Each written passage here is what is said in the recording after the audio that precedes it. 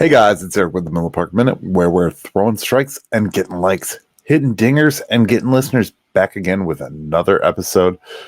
37, 38, somewhere in that vicinity. This is coming to you on Friday morning, the 10th. So good Friday. Happy Friday to you all. We are just going to talk some Brewers here in just a second, but first, of course, we gotta tell you where to find the podcast. 5:30 a.m. every day. This is your only daily Milwaukee Brewers podcast. We are on Spotify, Apple, Google, Amazon, Pocket Cast, iHeartRadio, you name it. Radio Public. We are everywhere, guys. We stream some videos on Twitch here and there, not all the time, but sometimes.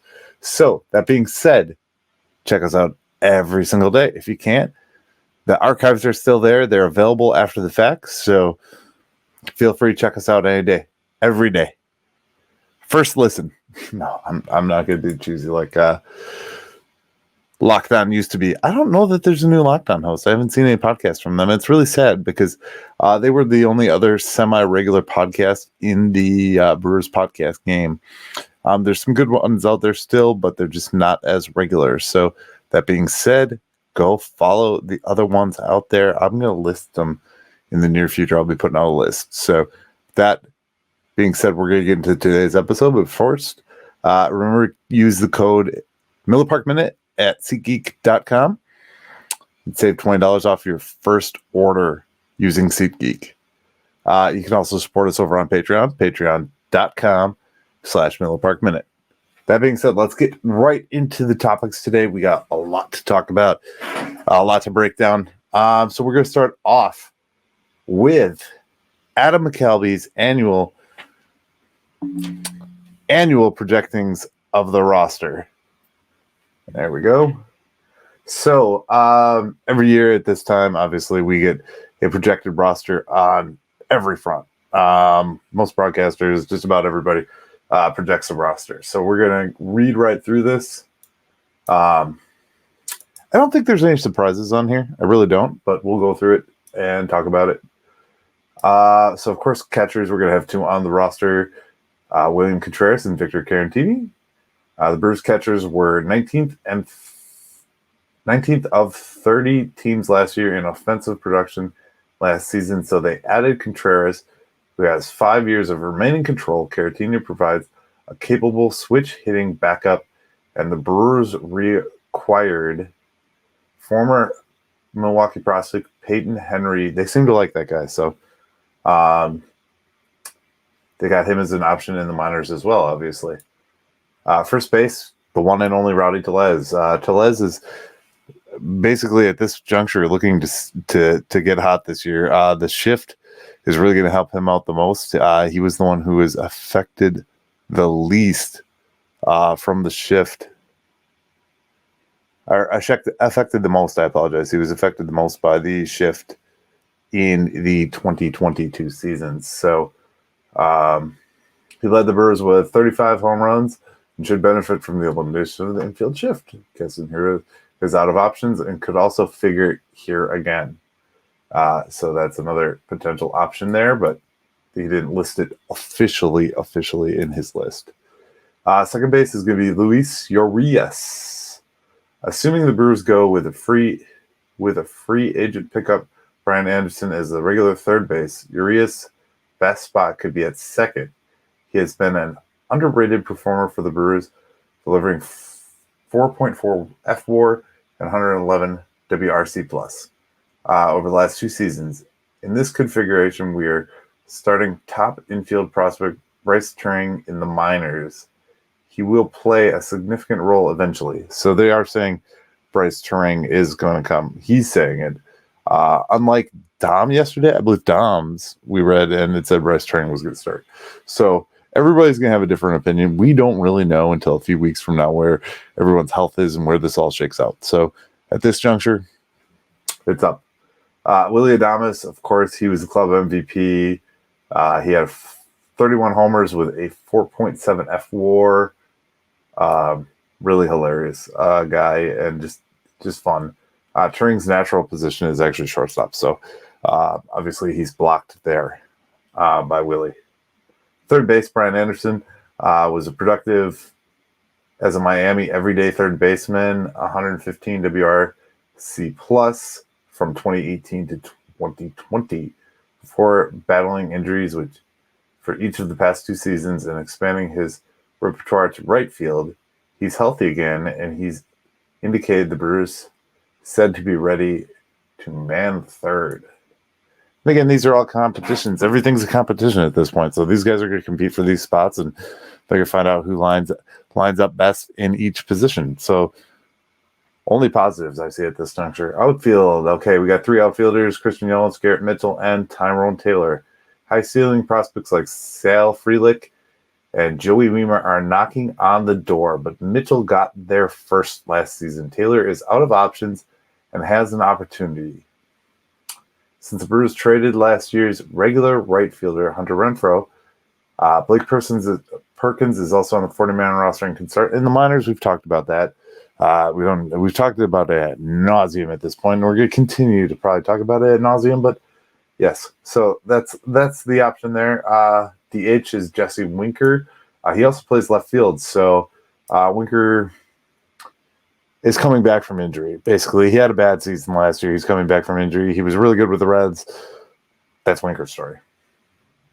Utility. So they're leaving Keston here in that category. Obviously, he's out of options at this juncture. So Owen Miller and Abraham Toro. So those are going to be our primary backups for the main positions. I don't see anything wrong with that at this juncture. Assuming health. Obviously, this all assumes health of the players and where we stand for what happens at the end of the spring training. So, starting pitchers 6: Corbin Burns, Brandon Woodruff, Freddie Peralta, Eric Lauer, Wade Miley, and Adrian Hauser. Last year showed you that you can't have too many starters. Hauser or Ashby could open the year in the swing role if everyone is healthy, but Ashby is dealing with some shoulder fatigue at camp. It's open and doesn't sound as if he'll be ready for opening day, according to Craig Counsell. Depth options on the 40-man roster with starting experience include holdovers Ethan Small, Jason Alexander, newcomers Jason Junk, and Tyson Miller, who all can be options. So they all have options. That's good. Relief pitchers. So, again, the pitchers is kind of the meat and potatoes of what we're going to see here from competition. I think a lot of these guys in the infield and outfield both have set spots at this juncture, but we'll see. I mean, injuries happen. Other things have happened. So, relief pitchers, we've got 7: Devin Williams, Matt Bush, Hobie Milner, Peter Strzelecki, Javi Guerra, Bryce Wilson, and Joel Payamps. If everyone gets through camp in good health, there's a big roster crunch.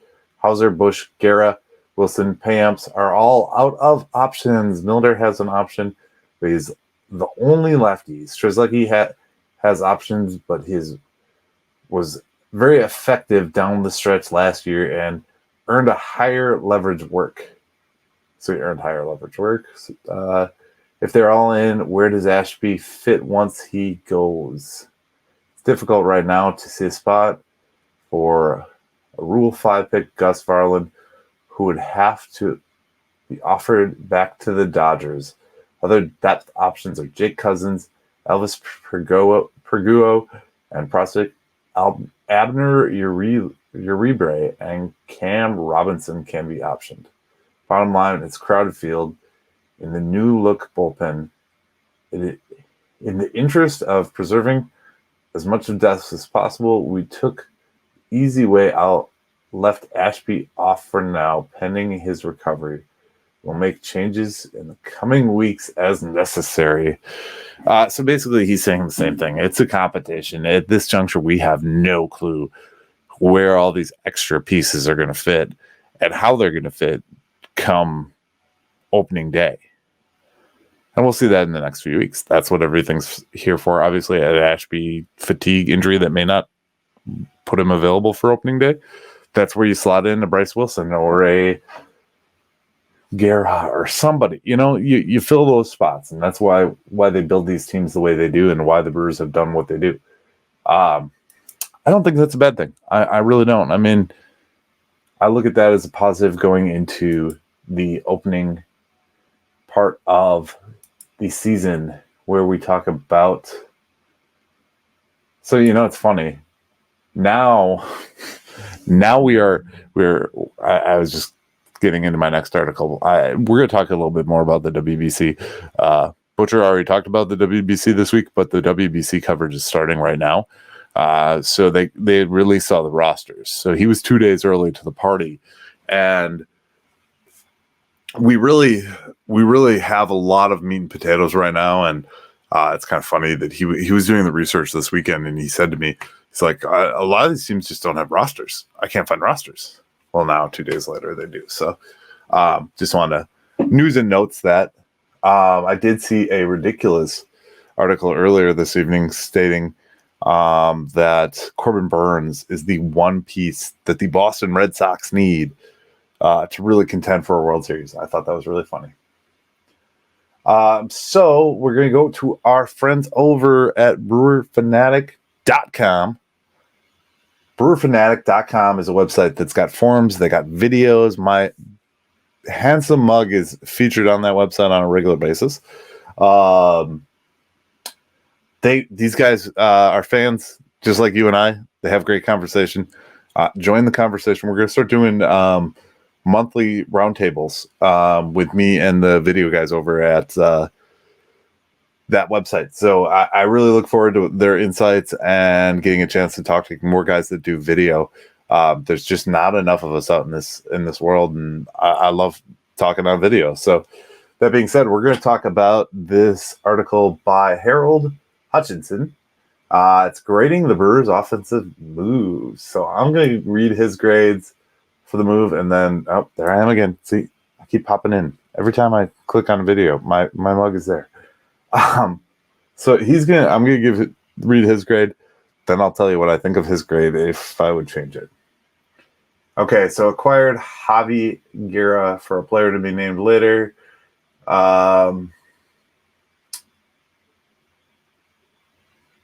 Give that a C+. It doesn't look like they named a player later, so it could have been cash from his research.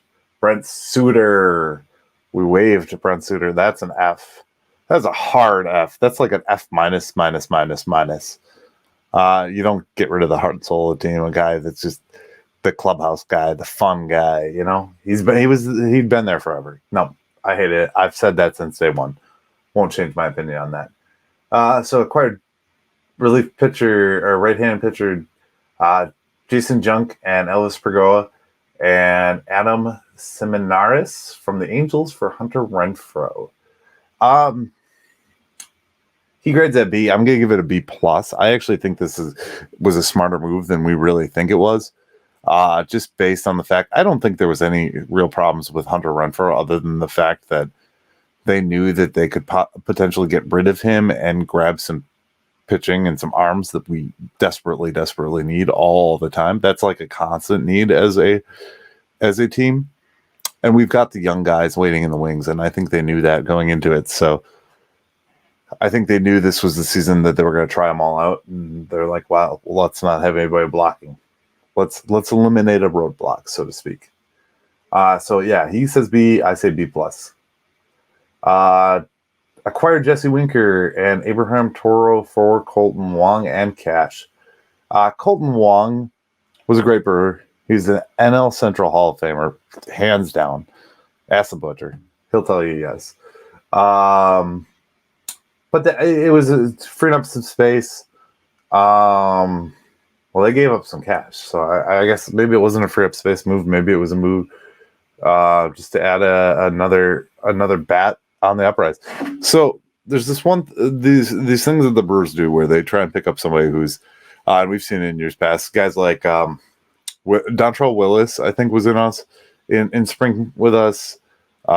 Chichi Rodriguez we had last year. Giovanni came back for a season. We had Jabba Chamberlain in camp for the Brewers a couple years back. So they do those type of things. and try and catch that splash in the pan, as I always call it, the lightning in a bottle move. So I feel like this is our lightning in a bottle move right here. He gives that B minus. I'm gonna say a B, because if you get and these, obviously we're grading these before we see any results, but you get Jesse Winker and another infielder. He's got that wrong. It's infielder. But that gives you more depth. It gives you another piece. So I'll go with the solid B on that one. So this one hands down is a win. So we acquired catcher DH William Contreras and Joel Pamps. I still can't say it. Justin Yeager for outfielder Estuary Ruiz in a 3-team trade. And he's got an A++++. I agree 100%. That was probably one of the best moves of the offseason. We got him for 5 years. He's a good player. And he comes with a name attached to him. So Contreras is a good name in baseball. And he's on our side this time. So that's good. Unlike his brother, who we have to face in St. Louis. So the next one is Owen Miller from the Guardians for a player to be named later. He gave that C+. I'm going to stay with that. I don't feel that Owen Miller is anything breaking the bank, but it's a good depth move. And he's a Wisconsin native, so I mean, that helps. They waived Mario Feliciano.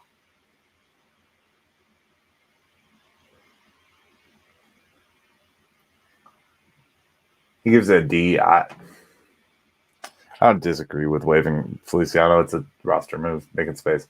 Wade Miley. Bringing back Wade Miley is a depth for the starting rotation move. He was good for us at once. He's still got good baseball in him. He's an older player, but you pay a guy 4.5 with bonuses like $8 million for 2 years. I don't think that's bad to have that guy in the rotation. Bringing in Brian Anderson. Again, we haven't spent any money at this point, so this is just a plus move. He rated Wade Miley B+. I'm going to stay with that B+ that he gave it. Brian Anderson, he gave it B-. I'll say B just because it's another depth move.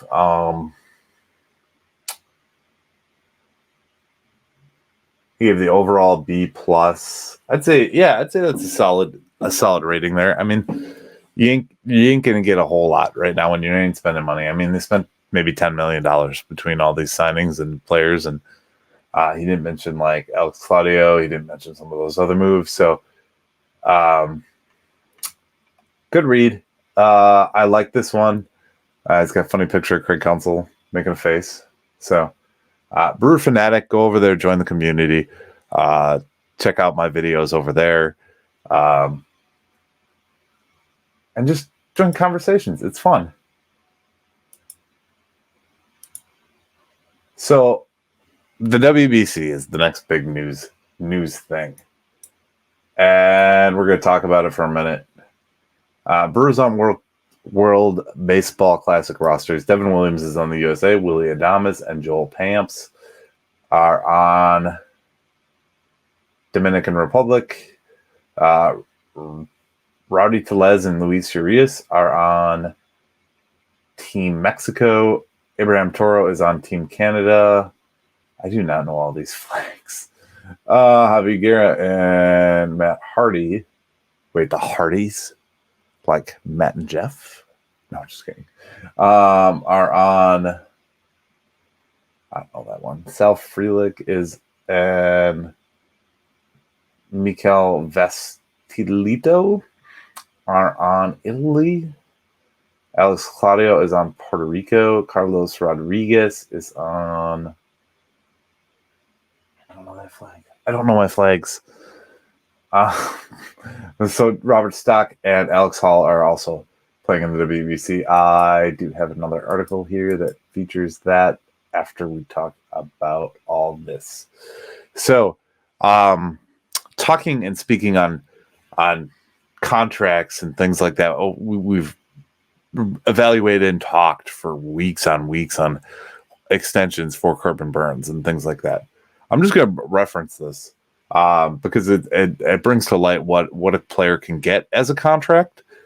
So Yu Darvish, who's 36 years old, just got an extension with the Padres, and he brought in 105, I believe, is the total value. Let me just analyze. Yeah, I think it's 105 for 5 years. And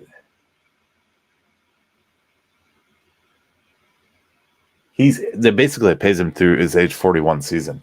So the significance of Yu Darvish is that the guy's older and he's getting 105 for 5 years, basically $90 million more for 5 years. If we could bring Burns in at the 150 to 175, maybe get him a discount. That's a discounted rate. He wants 200 for 5, is what I've rumored and heard. So if we could bring him in, say, hey, look, we'll give you 175, take a little discount to stay with the home team. I think that would be the best contract we can do. That's what I want us to do. I mean, 36-year-old Yu Darvish is getting paid 105. So it's a long article about Yu Darvish. Jesus. It's a long article about Aaron Ashby, too. All right. Bichette also got an extension. And the reason I'm bringing these up are avoided arbitration. He signed a 3-year deal. The reason I'm bringing these up are they're just reference for where we are with our guys. So he signed a 3-year deal. Well, he basically, it's a 3-year, $33.6 million over the next 3 seasons, which basically buys out his arbitration. So it brings a total to 40.65.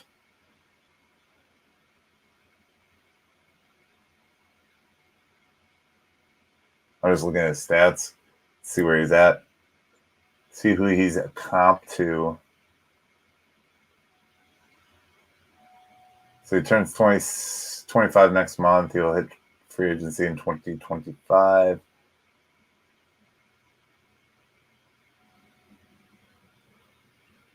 So, yeah. That's another comparable offer that we could make to a player. I'm just saying. All right, so let's break this out. Look, we're gonna step off. We're gonna go WBC for a minute here. So I'm not gonna read every name on this list, but there's a lot. Obviously, Major League Baseball has the majority of the professional players in the world right now, and you can literally go to Trade Rumors. You can go to MLB.com, anywhere, and read this list. I mean, there's 6 to 8 players on just about every team. That's like the average number, which I think is really good. That means that they're buying in. One of the things with the WBC, obviously Team USA won, Christian Yelich and Jonathan Lucroy were both on that team. Jonathan Lucroy actually has a good video, and it's kind of fun to see Luke back in the picture nowadays, now that he's retired and kind of done playing baseball, but he spent most of his time with us. He played his best ball with us. So it's just cool to see. And that's a very good, it's like 9 minutes. So if you got some time, watch that video. Luis Robert is playing. Nasty Nestor's playing. I mean, the go back to the Butcher video, reference that, circle back to that. Watch that. He mentioned a lot of names and talked about a lot of their abilities and things like that. Kyle Tucker lost his arbitration hearing, so it does happen. Players do lose. And then they end up with what they wanted to pay. Caleb Smith agreed to a minor league contract with the Pittsburgh Pirates.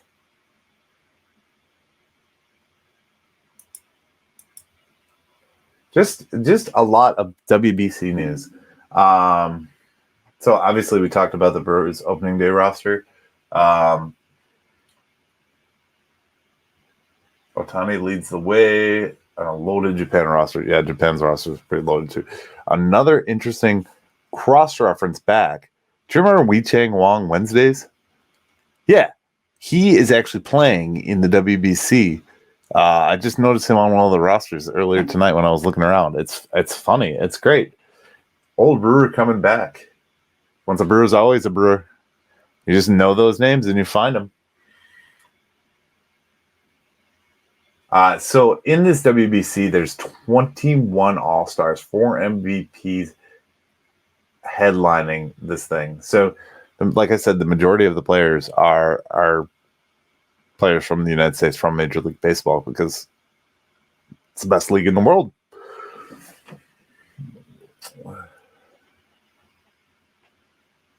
Do you want to see, I mean, I don't know who's all in for some more WBC content, but we're going to talk more and more about it as we go along the way.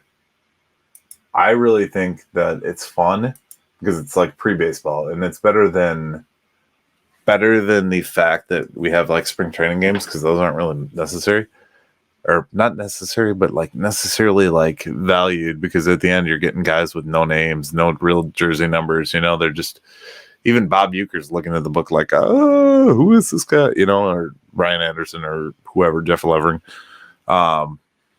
So I'm okay with it. I want to see these guys kind of compete in a high level. I think it gets the players into gear a little earlier too, which I really enjoy.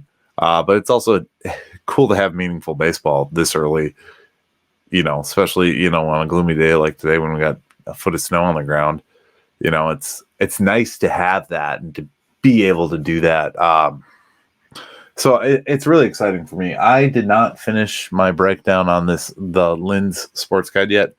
So I look to probably have a breakdown maybe on Saturday. I don't know. We'll see how the day goes. I mean, it's just busy right now. It's very busy trying to produce content for you guys and keep this interesting. That's one of the things I focus on every day is I want to make the best possible content and give you the most news and facts that are out in the world today. I read just about every article, everything I can do to try and keep this podcast entertaining and informative. That being said, I think we just about covered it all for today. So, as always, check the links in the bio. We do have the website. Use the code for SeatGeek. If you want to go over to Patreon, support us on Patreon. We are trying to blow this thing up. Be a friend. Tell a friend is what Pat McAfee says.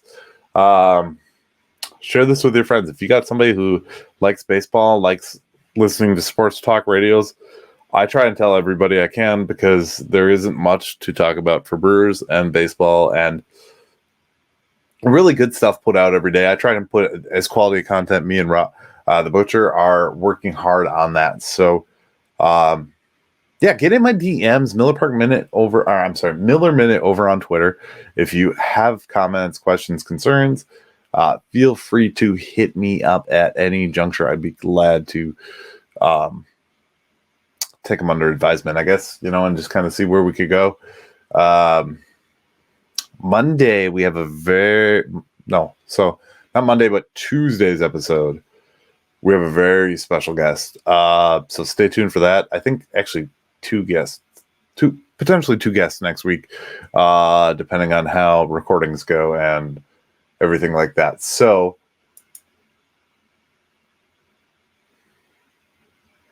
I think that's all we got, guys. Have a great rest of your day. As always, go Brewers, and thank you for watching or listening. If you're listening, please rate and review or drop a subscribe. The Miller Park Minute Podcast. My name is Eric Aiden. You guys have a great rest of your day. Go Brew Crew. Thank you for watching the Miller Park Minute. Go Brewers.